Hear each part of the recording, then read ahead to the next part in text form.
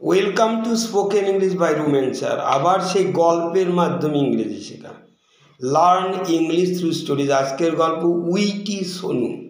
Witty মানে বুদ্ধিমান, intelligent, তাকে উইটি মানে ক্লেভার, চালাক। উইটি সোনু। সোনু ওয়াজ এ নটি, ক্লেভার অ্যান্ড উইটি বয়। সোনু ছিল নটি, দুষ্ট, ক্লেভার, চালাক, উইটি এবং বুদ্ধিমান ছেলে। এভরিওয়ান ওয়াজ অ্যামেজড। অ্যামেজড মানে হচ্ছে অবাক হয়ে যায়, সারপ্রাইজড বা অ্যাস্টনিশড হয়ে যেত বাই হিজ রিপ্লাইস, তার উত্তর দেখে, যখন কেউ কথা বলছে। One day Sonu's mother send him to the market. Sonu's mother একদিন তাকে মার্কেটে পাঠালো টু গেট সাম ফ্রুটস, কিছু ফল কেনার জন্য।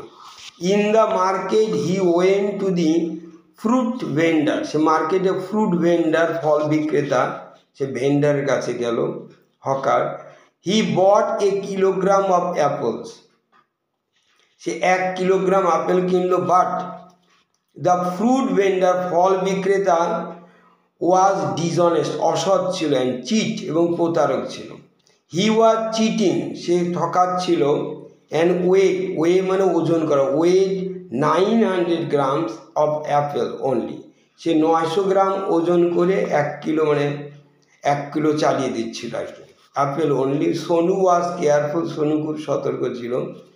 হি অবজার্ভ দিস, অবজার্ভ মানে লক্ষ্য করলো, নোটিসড লক্ষ্য করলো, দিস এটা, অ্যান্ড সেইট বললো, this are not 1 kilogram of apples, এটা 1 কিলোগ্রাম আপেল নেই।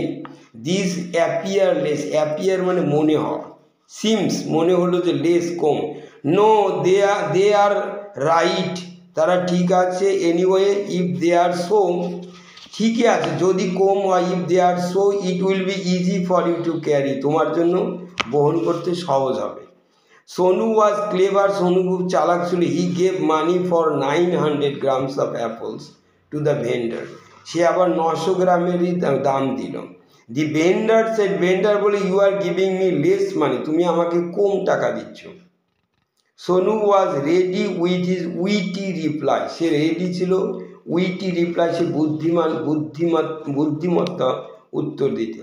হি said no, the amount is correct, amount ঠিক আছে। এনিওয়ে যাই হোক, they will be easy for you to count, তোমার পক্ষে সেটা কাউন্ট করা, গোনা সহজ হয়ে যাবে।